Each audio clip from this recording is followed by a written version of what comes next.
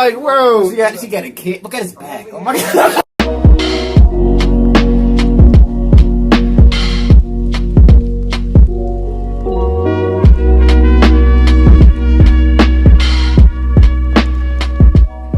What's up, y'all? Welcome back to another reaction. Today we're reacting to the animated history of England, part 2. It's been a very long time since I've reacted to the other part, you know. I remember reacting to it a long while ago, and I was actually back in Ohio. Remember the old setting? It had the little wooden backboard panels in the back. If you're here from that time, say something in the comments, man. Let me know if you're still around from that time, man. I want to, you know, what's up, bro? You've been around for a little while, man.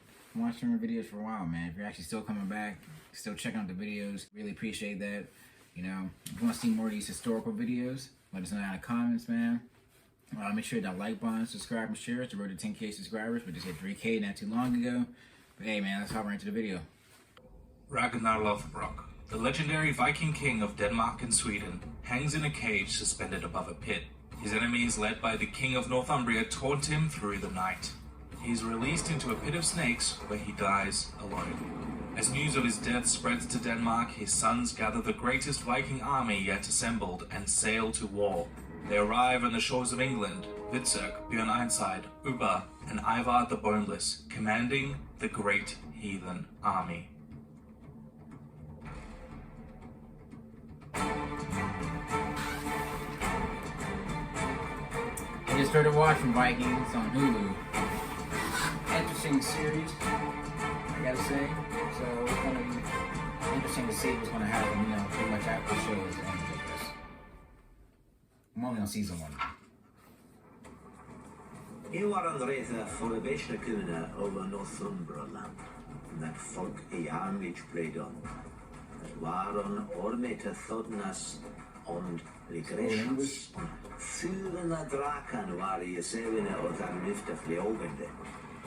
Laftatam, das Ingeniaris, I armliche hadrenen manna. Jung, adi legde golis kyrkjan I Lindisfarne. Doch reavlich and manslich. The Danes, who were first Vikings and then conquerors, took over vast swathes of England in the 9th century. This area was known as the Danelaw. The other half of England was Wessex and its tributaries, splitting England in two, although many Danes lived there as well. In the Danelaw, a unique Anglo-Danish culture emerged, having a profound influence on the English language and society. Alfred and his successors managed to chip away at the Danish holdings in the coming decades and eventually reconquered England under the House of Wessex, unifying it finally into the Kingdom of the English, or England. But the Viking influence on England was far from over.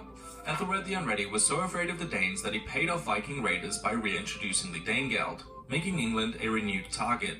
He then made the monumental mistake by murdering all Danes in England in the St. Brice's Day massacre.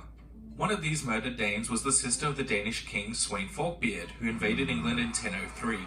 Northern England crowned Sweyn as their king, which passed on to his son Canute the Great. After Ethelred's death, Canute was crowned king of all England and ruled a vast North Sea empire. Although the House of Wessex returned to power after Harthacnut died without an heir, and Edward the Confessor was chosen as king. However, Edward was a victim of political intrigue, and upon his death there were 3 claimants to the throne: Harold Godwinson, the Earl of Wessex, Canute the Great's grandson, Harold of Norway, and William the Bastard of Normandy, who once heard a rumour that Edward had chosen him. The nobles chose Godwinson, and thus war ensued. The War of 1066 began when Harold invaded from Norway, winning the Battle of Fulford, but he was soon defeated by Harold Godwinson in the Battle of Stamford Bridge. Unlucky for Harold, a few days later, William invaded from Normandy and defeated Harold at the Battle of Hastings. William was crowned king and transferred the capital from Winchester to London, as it was larger and closer to his home in Normandy. He then invaded the rest of England and became William the Conqueror. This is where England's history gets a bit French, as the House of Normandy was technically a vassal to the Kingdom of France, which caused a rivalry between the two kingdoms that would last until our day. The Normans also introduced the Code of Chivalry and more modern castles, helping solidify their rule. Robert Curthose also led the first English troops in the First Crusade in the Holy Land. Norman rule ended in civil war between Empress Matilda and her cousin Stephen of Blois, until Henry II inherited the throne, the first in the Angevin dynasty, who also ruled Anjou, Aquitaine and Normandy through inheritance, and Brittany and Ireland through submission. This meant that now more of France is ruled by the English king than the French king, made more confusing when you remember that the Angevins were in fact also French. Their most famous monarch was Richard the Lionheart, known as a wise and brave crusader who probably didn't speak a word of English. When Richard was campaigning in the Holy Land, his brother John rebelled against the crown. This is the foundation of Robin the Hood, a crusader who returned to England and fought against the injustices and tyranny of Prince John. Robin Hood is a disputed character, but was likely based on the sentiment of English peasants who were loyal to King Richard, helping solidify Robin and his band of merry men into English folklore. Around this time, the Red Cross of St. George had been brought back from the Crusaders to form the flag of England. When John became king, he signed the Magna Carta, which stripped the crown of much of its power, while continuing costly wars with France. This culminated in a civil war between Prince Louis of France and Henry III, who won the war and installed the Plantagenet dynasty.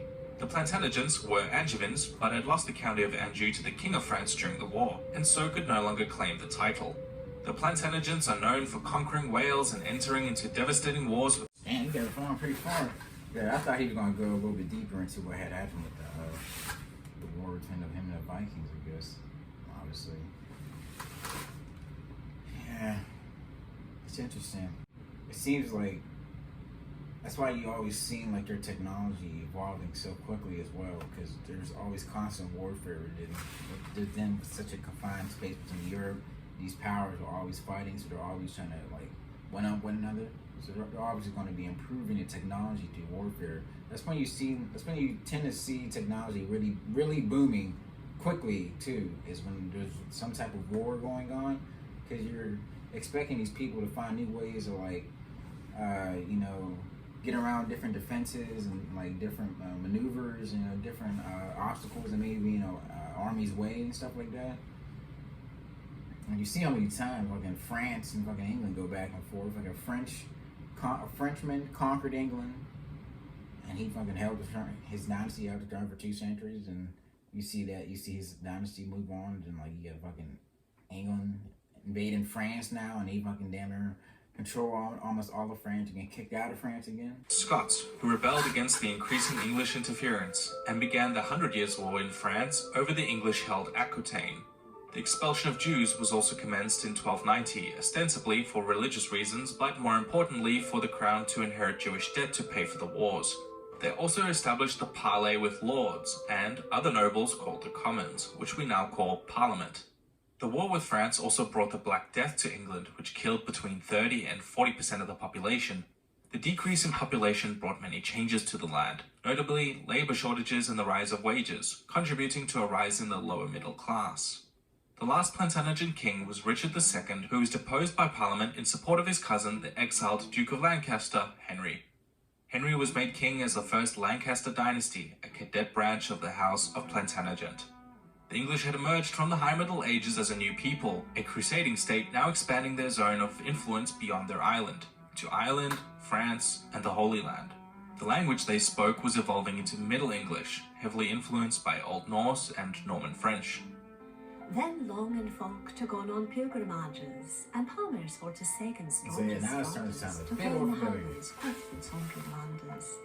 And specially from every shearer's ende of England to Canterbury they wend. Very strong The accent, poor but blissful martyr for to Sega, that him hath holpen when that they were Sega. This reading was taken from the 26-minute documentary The History of English over at CuriosityStream, today's sponsor. Understanding the way English evolved is a fascinating tale, especially since English is now learned as a second language by more people than any other language in history. English is truly the lingua franca of the 19th century until today. You can watch this for free by using your 1-month trial by heading to... Okay, well, history of England. Obviously, since he's talking about they're starting to get to the medieval century and the Crusadings and all that, they're probably going to start talking about how like they're going to have to, start exploring westward in order to access trade to Asia, since it's going to be blocked because of like the Caliphate and other world powers and such. So obviously, they want to bump into the new world continents and gain access to all these new resources that's going to boost the wealth of Europe and allow them to increase the development of their technology and their way of living, cause the rise of population, allows them to boost their armies, allow them to boost their imperial reach all around the world, man. Hey, but part 3 is gonna be coming a lot sooner than part 2 did for the last video, you know. But hey, if you're enjoying these type of historical videos, let us know down in the comments. Make sure that like button, subscribe, and share. Woo! I'm sorry, I had me a soda before this video. Make sure that like button, subscribe, and share. It's the road to 10K subscribers. We'll see you next time. Peace. Da, da, da.